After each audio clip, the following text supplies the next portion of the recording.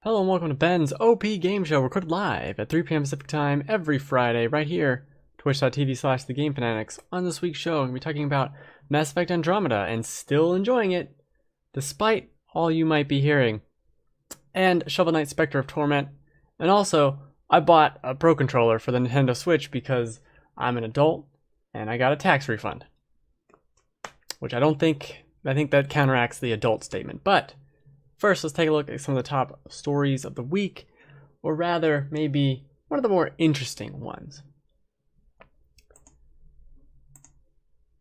So this week, we had a kind of a big kerfuffle with Persona 5 and streaming it and all of that. It's a very weird thing, but the gist of it, and it's still ongoing, and it still could change in the future, but the gist of it is that they don't want you streaming, recording video to YouTube, anything, after the in-game date of July 7th, which I understand is about a third of the way. That's what some people have said.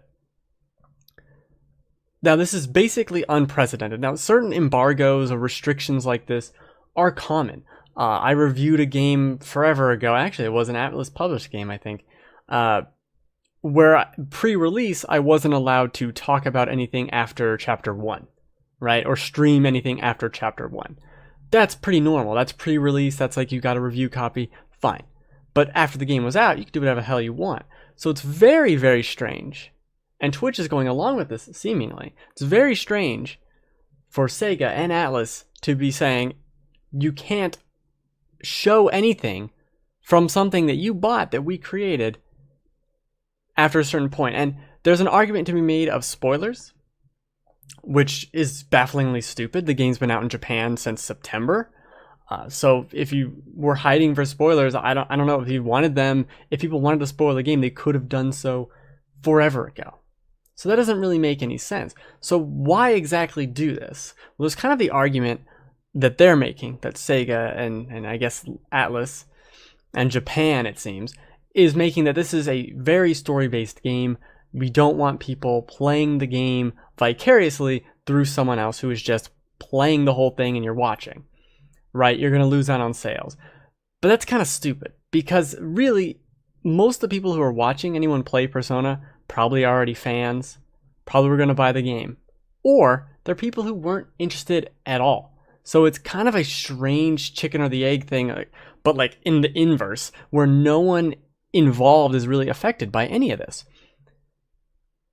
So why do it? And I guess it doesn't make any sense, and it seems very counterintuitive to obviously the culture we have today.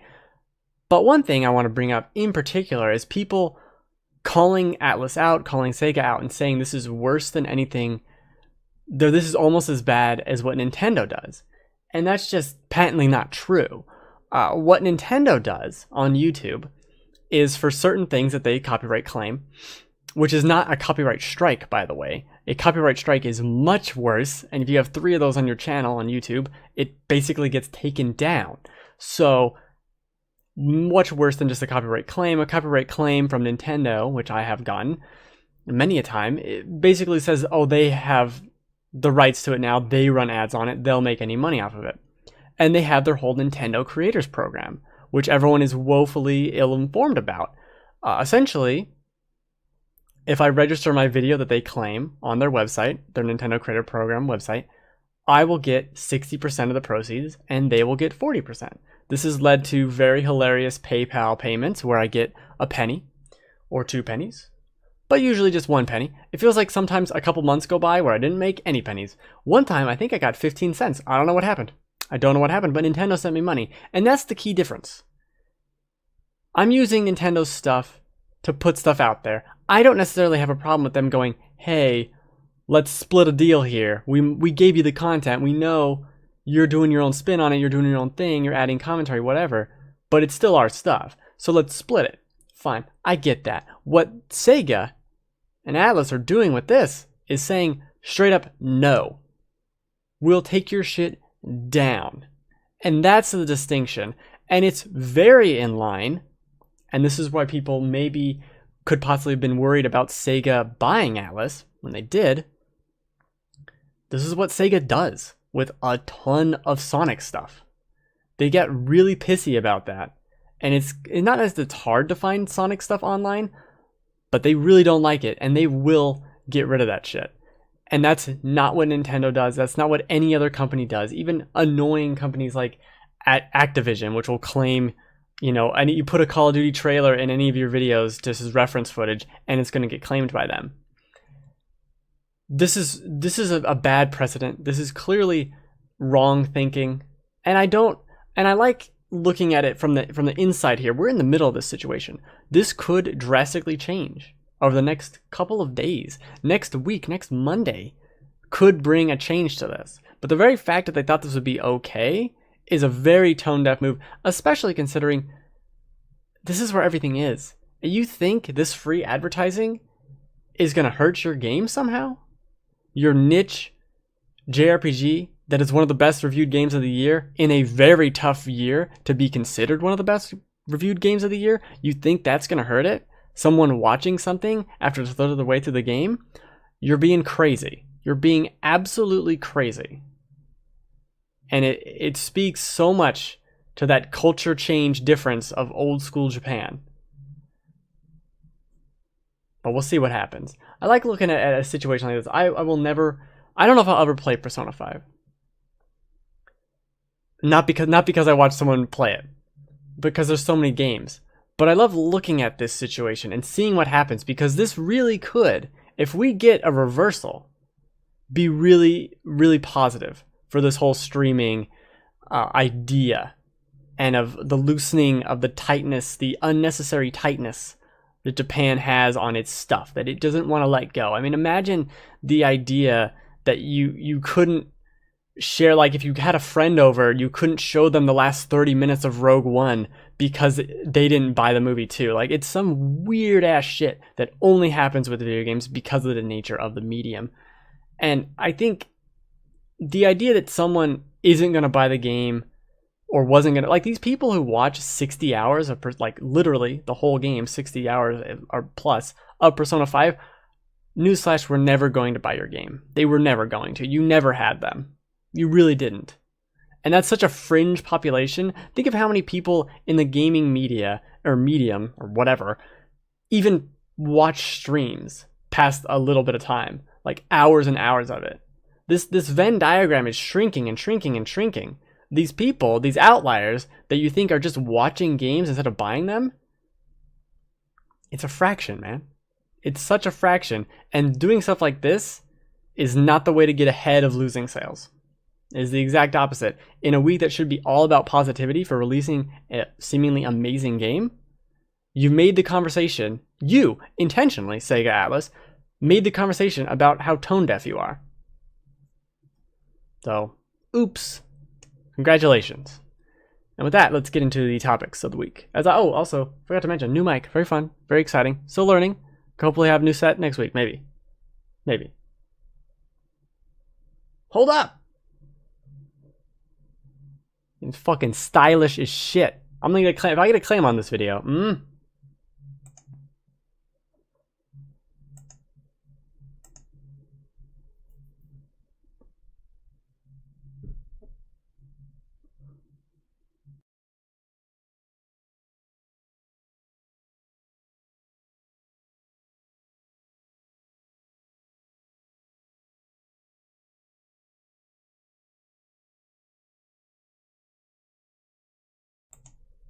Ba-da-ba-ba. I wonder if you can hear my neighbors upstairs. It's making some kind of weird. It's the TV. It's clearly the TV, but it's like this strange humming noise. I don't know what it is. All right. Let's go back to talking about Mass Effect Andromeda, because it's gotten a lot of shit, and it's gotten a new patch to fix some things. And despite having distractions from Zelda or from Nier or from Specter Knight, which we'll be talking about next, have really enjoyed my time with it. I've played about 26 hours of it. Since my last preview thoughts, impressions, I've been to 2 other worlds that I've explored, like fully these crazy jungle environment that was just lush and filled with so much interesting lore about this new race. I really do enjoy like the way BioWare games, specifically the Mass Effect games, do lore and introduce characters and introduce plot is so much fun to me. I know a lot of this main quest garbage is just nonsense. In not nonsense, like that's really dismissing it. It's just not as interesting as the side stuff. However, this fits more. There's so many side quests, so many little things for you to do, and they're not super annoying. They're not the, oh, fetch 10 things for me. There are quests like that, but they're not involved. They're just like, oh, I'll walk over there and pick that up while I happen to be there. Fine, whatever. Like, you're getting so many quests, and there's like 15 things on the map, and I just set up course on this crazy ice planet I'm on, and I go and explore and find it. And it's so much fun to do that, to explore this world, to level up the characters, to maybe I'm going to try this other weapon, or level this up, or what, I'm going to read the codex for 20 minutes because I just want to learn about this. Like, how does this species do this? What is this about? And then every single main quest mission I've done has been great. Like, really has been great. And the further I get into it, the better it is in terms of story and having an actual main plot, which again is something that Mass Effect 2 and 3 sorely did not have. This game, Andromeda, has a main plot. It has a focus of like, let's explore this new galaxy, shit's going down, and let's try and figure out exactly what's going on. Oh, what's this new creature? Oh, what are they doing? What's this weird scourge all about? And it does that so well. I mean, there are a few games, I mean, Quantum Break's the only one I can really think of in recent memory, where I'll be playing it and it's an action shooter RPG. I'm shooting these weird lasers and I'm doing all this stuff, killing this enemy, scanning that enemy, like jumping all around with your little jet boots, which is a ton of fun. I'll do that for 2 hours, right? I'm exploring the map, I'm solving this quest, I'm picking up this loot thing, I'm listening to the banter, which is great. And then 2 hours of me on the Citadel, not the Citadel, the wherever the hell it is, I forget what it's called now. 2 hours I'm there, just straight up talking to people. And it's super enjoyable. It's just as enjoyable. Going onto my ship and talking to everyone on the ship, like that pattern that was so well established with Mass Effect, 1, 2, 3, where you do something cool on the Citadel, and then you go on your ship and you talk to people on the ship, and then you go and you fight things, and then you go back to the ship, and then you go back to the Citadel, and then you go back to the next mission. Like, that loop is so good. And now we've got something from what is it called? Inquisition, where we have the open environments and we have the side quests, and there's not as many, and it's not as crazy as like dense, unnecessarily dense that Inquisition was. This is so much more like just things you're doing, and they're just fun to do, and it's kind of mindless in a really good way to me.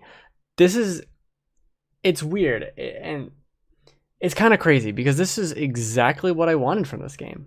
Like, I didn't, because also to talk about the quest in Inquisition, mindless, stupid, main quest, fine. Like, it had all those same problems.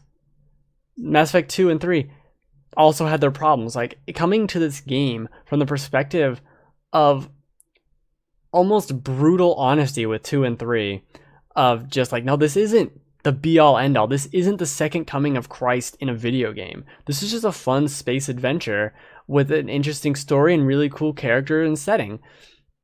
And that's what Andromeda is. Like, seeing these outposts in this crazy ice world that's not pictured here, wherever. This crazy ice planet, and seeing its history and what it means to the Angara, the new race, species, whatever you want to call them. It has its own lore. It has its own little hooks and details in there, and it's so great. I mean, the thing that sucks about this game is it does get rang over the coals for animations, which I don't think they're easy to miss. They're easy to just ignore, and I don't think, like, you wouldn't fault a game from. I mean, I guess it's a bad argument to make that you wouldn't fault a game from 20 years ago from having bad animations, but like, this is a cutscene right here. There are many cutscenes like this that look perfectly fine. No problems whatsoever. And with the new patch stuff, great changes. And I think this is a maybe not rare instance, but this is a particular instance where playing the game on vanilla PS4 or Xbox One is detrimental. I'm playing on PC. I am playing this maxed out, and it is beautiful, and it runs so smoothly. Like, it is incredible how well it runs, how good it looks. Phenomenal. And having these weird glitches, like, I've had very few, if any. I had a weird loading glitch, but that was like I alt tabbed in the middle of a loading screen. Like, that's my bad. I'm sorry. But like, besides that, the few odd bug in a game where I just sit down and I'm like, I'm gonna have fun. I'm gonna have mindless fun for 2 hours here. And that's the same thing I could say about Breath of the Wild, right? That's the same exact thing, just mindless fun. I'm gonna go explore this world. I'm gonna go explore the Zora's domain. It's the same exact thing. And it's getting so much shit. And I gave it a ton of shit pre-release. And I still think there are problems with it. There are many problems with it. But it kind of, to me, glows out of those problems and just surpasses them. I can overlook these problems. I can, for now, overlook that there are no Quarians in the game. Which at this point I am fairly certain is confirmed, and that is very sad to me. I would, like that's a bummer that there are things that we established in this universe 10 years ago that aren't in this game. But it makes sense story-wise. It's fucking annoying, but fine, I'll give it to you. And there are other things like the inventory, which they did patch now. They doubled inventory size effectively, which, like, okay, now I won't have to worry about it. That's great. The other thing of the loading between planets, that was just like this weird glorified stupid animation. They patched that out. I think they really could update this game, and in 6 months, people could be buying this game and getting the best experience, which sucks for people like me, I guess, who bought it early. But at the end of the year, this is going to be one of those games that IGN or whatever looks at and highlights, and it's like, yeah, you should go back and play Andromeda. Like, it was really good. They fix a lot of their things. Like, this is better now. This is better now. Oh wow, look, they added this. Like, that's what this game is going to be. We're not going to necessarily remember the animations as harshly, and I think that's what sucks about this. Like, this game did not need to come out now. It just didn't. It didn't need to come out now. It didn't need to come out 3 weeks after Horizon and Zelda, Nier, Neo, Resident Evil 7, even a week, 2 weeks before Persona. Like, it didn't need to come out now. And the idea that some people are saying, like, oh, they needed to push it out for financials. Like, I think EA is a big enough company that they can just look at their shareholders and be like, we have Madden, chill the fuck out. We'll put this game out in July when nothing, straight up nothing is coming out, and we'll have all these polishes. This game really could have used that. And it's so strange to me, and I'd hate to see a franchise I really do enjoy, clearly, since I'm championing Andromeda when no one else will. It's sad to see it kind of crushed under this light for really no reason. I think this game is just as good as any of the other games in the trilogy. Really, it really is. The main story is great. The side character stuff is weaker than the other games. I will give it that. There's some very interesting stuff there, and I haven't done a loyalty mission. There's so much to do. I've been to 3 of the 5 or 6 planets you can go to. Like, there's so much left to see and explore, and 26 hours is not enough, and there's so many other games to play. That's why it's kind of taken me forever to get to it. But it sucks that it's getting shit on in a way that people are like, oh, I won't play it now. But it's like, this is Mass Effect. This is exactly what you wanted. You wanted Mass Effect. And you got it, though. Like, you actually got it. It's the same thing with Yooka-Laylee. That it's getting these kind of all over the place reviews, and people are like, it's so old school. And I'm like, what did you want? The fuck did you want? I wanted Banjo-Kazooie. That's what I kickstarted. Okay? And then that's what you give me? And some people are upset about that? That's so dumb. That is so stupid. You're getting Mass Effect. You're getting another game in that universe you love. And guess what? It does a lot of things better. The combat is better. Like, bar none. The game looks better. The game plays better. the story and the character, like talking to these people, and the Nexus, that's what it's called, is just as good. It's just as good. It's just as janky as it ever was. And I don't think that needs to be a problem. We played games for years where characters' mouths didn't even move to what they were saying. They didn't even have voice acting. This is so much better than that. And it's so goofy, and it's exactly what I said in my other preview. As soon as you start looking at this as a B movie, with like B movie acting and B movie dialogue, it's good. It's great. It's freaking great. I think Mass Effect Andromeda is pretty incredible. I'm not gonna. I like doing these like kind of updates as I'm playing a game. I did it a lot with Breath of the Wild, where it was like, here's 40 hours, here's 60, or 70 hours, here's 80 hours, like whatever little update milestones, right? And I like doing that with certain games, and I feel like Mass Effect Andromeda deserves it. It deserves just another person. What, even if it's just me, no one will watch this video, right? Like no one will. But I just want to put that out there. Like, this game is really good. And as stupid and as shitty as their PR campaign for it, and as rushed it clearly was, and revealing gameplay in December, like 4 months before release, how so obvious that there's a problem on the horizon. So obvious at that point. Like, even with all those problems, like, this game is really good, and I don't know what you were expecting, because Mass Effect 2 and 3 were not 10 out of 10 games to me. And this is not a 10 out of 10 game, but I'm enjoying it just as much as I enjoyed Resident Evil 7. And it's in that same pantheon, the same level as I've enjoyed Neo or Breath of the Wild or even Nier. Like, this is easily, out of all those games, this is also there with those, to me. It is an incredible game. So much fun. In terms of just an RPG, like, if you played Inquisition and you just wandered around for 40 hours, you will love this. You will love this. Like, bar none. That is exactly what this is. This is Inquisition in space, but way more stuff than Inquisition in terms of skills and leveling up, and like, the lore is so much more interesting to me. Maybe it's just a setting, but it has everything you want. It has everything you want. And there are so many people that are just shitting all over it without even playing it, or without even being honest to themselves that they would probably like it. Like, I think the best thing this game could do is probably fix up the beginning and maybe offer that as a free trial for people to really get in there, like, and really see, or maybe a demo of where you're already on a planet established, something like, because the gameplay loop of it is incredibly good. It really is. And it's a damn shame. It's just a damn shame. Is this where I go and find a weird tree? This is where I went and I found a weird tree.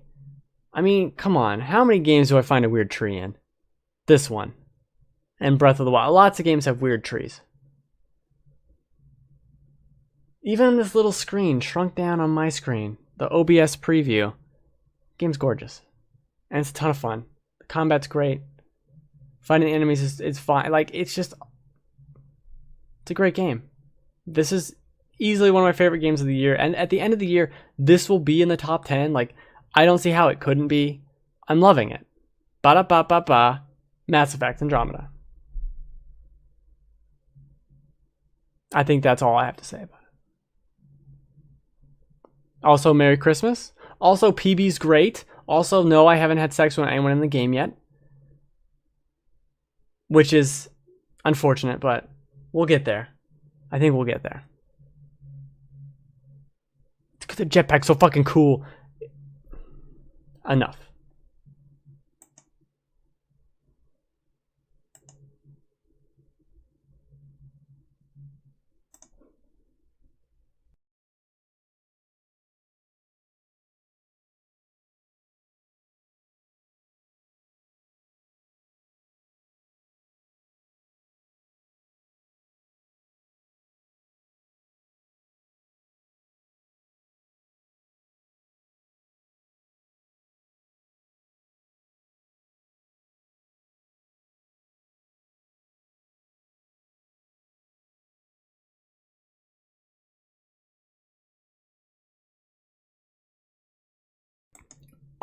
Ba-da-ba-ba, ba-da-da-ba-da-ba, dee-doo-dee, ba-da-ba-ba, ba-da-da-ba-da-ba. No? Stop doing that? Okay. That's fair. That's fair. I'll stop when you stop. All right. No, I'm not neurotic. No one's ever said that.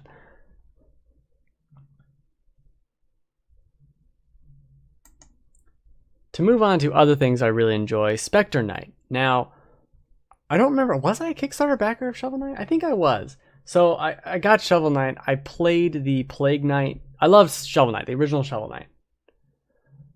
I played the first 2 levels. I played about an hour, according to my gameplay clock here in Shovel Knight, of the Plague Knight DLC, and I didn't understand how you played it.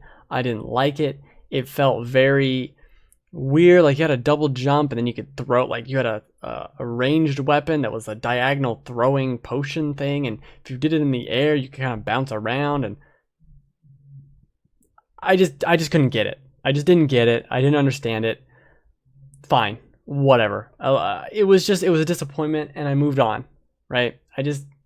Fine, I'll go play something else. You know, it was a bummer. It really sucked because I really enjoyed Shovel Knight. So now we get to Specter Knight, which, by all intents and purposes, I was not the only one who didn't like the Plague Knight. So Specter of Torment, I think, is a lot better. The levels are just completely rearranged, at least from my memory, which is now like 3 years old of the original game. And it has that same formula. It doesn't have the double jump. It has you running up walls. This tutorial especially does a great job of teaching you these things and kind of letting you learn the mechanics. You can also do this dash move that kind of, not auto targets is the wrong word, but if you slash in midair while there's a X or a little slash through an enemy, you can either dash diagonally down towards them or up diagonally towards them. And this is also used in traversal and platforming. And when this game is firing on all cylinders with those aspects, and including the wall jumping and the dashing and all that shit, it is fantastic. It really is so much fun to get through its world and like jump off a wall and then dash over here, and then there's a thing falling, so you do a midair dash through it and you land on that wall and you jump over there, and now the thing's moved over so you can dash again. And it's like such incredible sequences that are so fun and so well laid out. And I think that kind of highlights my problems with it, is that it's not all like that. There are sections of the game where I'm like, this level kind of sucks. I don't like doing this. I've never been, Jesus, upstairs people. I've never liked games where you get hit, like Mega Man, where you get hit and you fly backwards, like to a ridiculous degree, and you have no control over where you're flying backwards. I've never liked that. I always hate it. And it's here. And it's one of those things too where I think the idea of including a Dark Souls-esque feature in the form of those little money bags when you die is cool, but the execution, I mean, it was bad in Shovel Knight, and now it's just as bad. Like, somehow they didn't want to fix that, because these money bags will blow up where you die and you can't get back to them. Like, you just straight up like, oh, you might not be able to get back to them, which is stupid. What the fuck you even have it there if I can't get back to it? Then why even put it there? And there were so many times, I think also in this gameplay, my first hour, where I was like relearning the mechanics, where I'm sitting here going like, I can't get back to this thing. I'm gonna jump over this hill again. Nope, I died. Well, fuck. Now I gotta get those other money bags back. And it's like this whole stupid loop of like, well, why even bother? Why even bother when the money bags are in such a position where you can't even get to them? Like, oh, all 3 of them are laying on spikes. Great. Let me just risk all life and limb to get this money back. Like, I can't even get it back. So why is that even a thing? The money should just go, like, if you fall, there's this one upgrade that suit you can get, that if you fall or you hit in spikes, you can be revived on the last solid ground you were on. Just put the money on the solid ground where I was. It doesn't need to float and be all cute. It doesn't need to do that. And these moments of questionable level design or jumping or weirdness that like didn't flow really highlighted. Like, were really highlighted by the moments that were incredible, of which there are many. There are so many worlds and, I guess, adventures that I had in this game that were incredible, and they're really brought down by the certain moments of like, what the fuck is this? Like, I don't want to do this. This is stupid. And maybe it's just me. And maybe if I went back to the original Shovel Knight, I'd have those same gripes of a game I loved. This is one of those games where I don't think I will go back. I don't think I will go back and play Shovel Knight or any of these ever again, because I kind of want them to just, oh, this was really good. I don't want to go back to the original Shovel Knight and not like it, right? I don't want that scenario. I don't want to revisit that game and be disappointed and have that tarnish my entire memory of like, was I wrong this entire time? I don't want that. That's crazy. And that's not good. Let's leave my memories positive where they were. Let's keep the nostalgia alive. That's one of the platforming kind of things. And I think the additions it has with the wall jumping and the in-air dashes are a ton of fun. It really is great. There are a few moments where, like when you air dash into an enemy from above, like down onto it, you'll bounce off of it, right? You'll bounce off. And then if you kill it, you won't bounce off. So if you're pressing the button and the enemy's like really close to the edge, you'll just whoop right off the edge, which is incredibly annoying. I think this is one of the moments where I kept dying at a stupid point because I'm a moron. And I guess it's my fault, but it feels like, here, how do I get these money bags back? Like, is there really a logical way to get them back? I think now with my current skill with the game, after beating it, I think I could, but it's just like, why put them there? God. And also while playing it, this is a personal thing, but I can't help but feel like a Metroidvania would be better. A game where I got a double jump, or I learned the wall climb, I learned the air dash thing. I learned maybe a dodge move on the ground. Like, I learned all these different moves. I think that's where I want them to go with Shovel Knight or with their next game or whatever. Because this, to me, is just not necessarily my type of game ever or anymore. I don't know. And that's even saying, like, I really enjoyed it. Like, it's about 3 hours long. I really enjoyed it overall. It's a pretty great game. I mean, if you have Shovel Knight, you get it for free if you already had it. I think it's definitely a good value, especially after shitty Plague Night, which I didn't even want to play anymore after an hour. Just give up. That's not good. That's not an endorsement. The bosses are really good, are really fun. They're really fun. They're not challenging or tough. I think that's one area the game could kind of maybe tune it up. I think the only boss I died a couple times on was the final boss, or one of the forms of the final boss, the first form, I think. I don't know. Oh, about 4 hours I have written down here. About 4 hours, not 3 hours. Sorry. The game's great, but there was a game I played last year called Momodora Reverie Under the Moonlight. And I kept thinking of that game. And it's a Metroidvania, and it's not a very long game. It's probably about 4 or 5 hours anyway. To go through all its secrets, and it's a Metroid thing, and you got these cool platforming moves, and you're learning new abilities and all this stuff. And I kept thinking of that game when I was playing this. As I was playing this game's combat and its platforming, I kept thinking of Momodora and how great that game is. It's really so much fun to just play in that world. And Specter Knight, only at the end did I feel like, oh, I'm competent. Only in the last hour was I like, oh, I understand how to do these moves, and this is that dash thing. I can do that, and I can do this.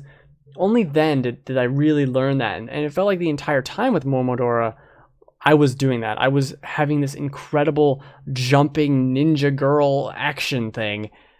But here I never really got that. And the combat is so limited. It's really, I mean, in a game like Momodora or even Salt and Sanctuary, like, that is where stuff like this really shines. And having this weird combat system that hinges so much on just like dashing air attacks over and over for no reason, which I think I might get to when I'm talking about this. It just doesn't. It's weird to say it doesn't feel like up to date or modern when this whole game as aesthetic is old school. But it doesn't. Like, there are retro-ish looking games like this that do it better, that I think have maybe not better platforming, because there's some really great stuff here, but like better combat for sure, better tighter controls that feel better. Yes, there are. And I mean, I played 2 of those games last year, and they were 2 of my favorite games of last year, Salt and Sanctuary and Momodora. Like, games are incredible. Even something like Axiom Verge was more of a fun thing to play. in terms of just controlling. Like, this feels very old and not necessarily a good way. Like Ori and the Blind Forest is another one that kind of ruins games like this. Like, it's so much more polished and fluid and fun to move and do everything that you can do in the world. It's so much more fun to play and be in that world than it is in Plague Knight, Specter of Torment, whatever the fuck it is. As good as this is, like, it is really good, but it's just been done better. And that's an unfortunate thing. It's just been done better. You know, I mean, it's just like, it's fine. It's fine. Here I am dying again, trying to get my steel. I'm behind the goddamn thing I have on the side of the screen, dying again at the same spot because I'm trying to get my stupid things. Like, there's just minor annoyances, and I think as soon as they can get away from Shovel Knight 1 and that whole canon, it's a story, and this is actually kind of interesting, but as soon as they can get away from that, and either if it's a Shovel Knight 2 or if it's something completely different, as soon as they can get away from the Shovel Knight 1 trappings and setting and like having to have everything be that, as soon as they can get away from it, I think they'll make a better game. Like, I could feel that better game in here with the wall running and jumping and all that shit. Like, this belongs in a better game than this. It belongs in a game that isn't so tight platforming where you instantly die, and it's just like not fun to how it's playing. Like, so many times during this game, especially at the beginning, where I'm like, I wish I had another jump. Like, a lot of these jumps are so weird, and running on the wall is so weird, and your sprite is so big. Like, maybe this is just me, and like, this is how, I mean, I know this is how games used to be, but God, am I bad at Mega Man, and I was fine at Shovel Knight, and this is just doesn't, I don't know, it just doesn't feel right. I've played better. I've had better retro-inspired 2D action platform experiences. I've had better ones. And yeah, it just circles back to the idea of I don't want to play, like, I went and I played 5 minutes of Shovel Knight after I beat this. The original Shovel Knight. I just picked a level at random and I played it. And it was fine. And I was like, oh, great. I didn't want it to be fine because I really loved it. I think it might just be fine. I think I might, this is not for me. As good as Specter Knight is, that's the thing. I might be losing my mind because I do think it's great. I do remember Shovel Knight as being great. Specter of Torment is pretty great. But at the end of the day, or maybe even further than that, at the end of the year, right? I remembered Momodora. I remember a game like Salt and Sanctuary. This is just going to be a footnote in my year. Even though it's been jam-packed with awesome games at the beginning of the year, like, I'm not even going to remember this. Spectre, oh, like, oh yeah, Spectre Knight, yeah. Like, there's no way. There's no way it's up there with everything else, even if half the great games that I played this year had come out, even if only half of them had. It's still, like, this is not something at the end of the day where you go and you write home and like, this is amazing, you gotta play this game. Like, oh, this is good. If you played Shovel Knight and you liked it, you'll like this. It's not a resounding endorsement. Here's the boss. You can't see it because I'm blocking a half of it. But there's a lot of dashing, like inner dashing. You can kind of see it there a little bit. And then yeah. Something like that. Yeah, I don't know. I think that's how it works. Trying to figure out how's the audio? I don't know. I think that's how Shovel Knight will be shoveled for the rest of shovels. No?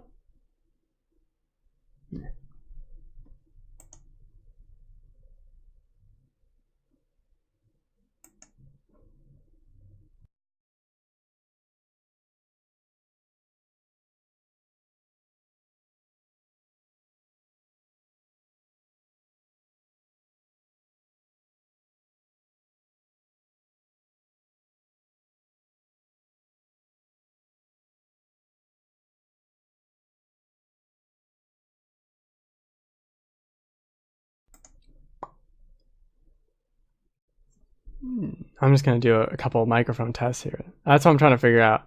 If I talk like that... One day I'll lose my mind, and that'll be a fun day for everyone involved. Let's talk about the Switch Pro controller. because, as I mentioned way back at the beginning of the show, I'm getting a tax refund, and I decided to spend the money on, I got this nice arm for the mic. You can't really see it. I got a little thing, I got a pop filter, I got everything. Now, it's not going to be here. I'm going to redesign I'm going to rearrange my entire apartment so that I'm not in this cramped, shitty space. But I also bought a Switch Pro controller, which you can't see right here, but you can see right here. So this is me hiding behind a Switch Pro controller, and I think it's pretty fucking great. Here's the thing about it. Should it be $70? No. No, it should not. Is it a great controller? Oh god, yes. I mean, within 5 minutes, right? Within 5 minutes, let me put back this thing. Within 5 minutes of using this controller, playing Breath of the Wild, you'll have this feeling of, oh, I can't go back. Oh, there's no way. There's absolutely no way. This thing feels fantastic. The buttons, these face buttons, are huge in a great way. They're like giant GameCube little pebblets. The sticks feel fantastic. I've been playing Mass Effect Andromeda on PC, and I'm using the Xbox One controller. This controller is better than that, I think.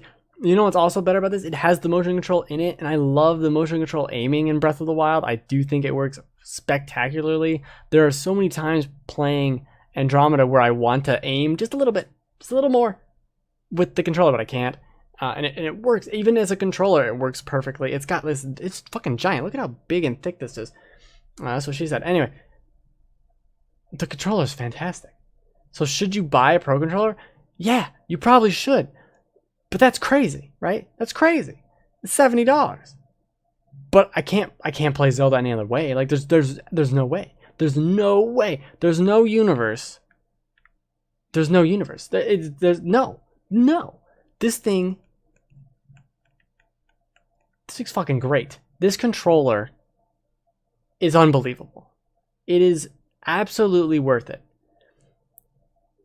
For the most part. Now, we know we're going to be getting virtual console games on this eventually. You do not want to be playing Mario on not a D-pad, right? You do not want to be playing, what the fuck is that? That's numbers. You do not want to be playing Mario Odyssey like that. Like, get this now. It's now becoming available. You can get it on Amazon. That's how I got it, much easily than you could before. And play Zelda with it. You play Mario with it. Play Splatoon with it. Like, play anything with it. It's fucking great. It's got these like weird, they're like grips. It's not grippy, but it's not grippy. It's got screws at the bottom of here. It's a delight. It's comfortable. It's phenomenal. It's overpriced. It shouldn't be. This is something that they should bundle in. It's got a great weight to it too. This is the best controller. This might be. I need more time playing with it, but this very well could be the best controller Nintendo's ever made. And I'm including the Wavebird and the GameCube controller in general as a phenomenal controller design. And when Smash gets to the Switch, I will play it on the GameCube controller. But this is good. This is really good. This is incredible. This is an incredible device. It is so good. Now, is it good that I've paid like $500 for this Switch to play one game? No. No, that's real dumb. That's real stupid. I'm dumb. But if you're on the fence, and if you have $70, I guess, lying around, it's 100% worth it. There's no, I mean, like I said, 5 minutes playing Breath of the Wild with the controller. It's like a weird adjustment period at first, where you're kind of not used to the sticks feeling this way, and it's just weird. I don't know if I like it. And it's got this.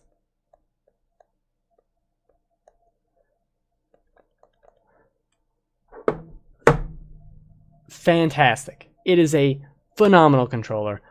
I love it. It's a giant picture of it right here. It's great.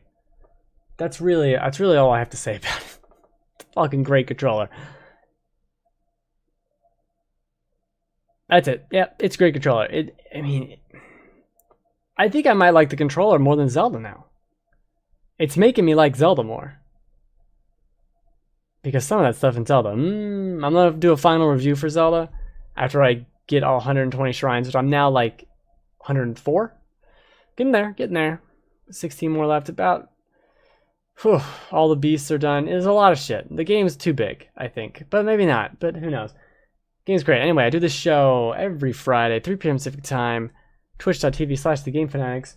Hopefully next week I will have a better mic situation. There's something flashing over here. I don't know what it is. Something kept falling over there earlier. I don't know what that was. I do not appreciate things falling out of view.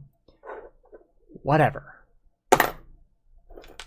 I stream on my own channel. This is shit from the mic that's like broken all over my table that I just leave because you can't see it. I stream my own channel, twitch.tv/BenReacts. Saturday, Mario Maker. Monday, Mario Maker. These are Saturday, Monday nights. Wednesday morning, and for the foreseeable future at least, Breath of the Wild. See how that goes. Merry Christmas. Happy New Year. Buy a Switch Pro Controller, you stupid idiot. That's me. This is me from the future talking to my past me. Because it's great. It really is great. It's just... it's a damn shame. It's what it is. Nintendo only had to release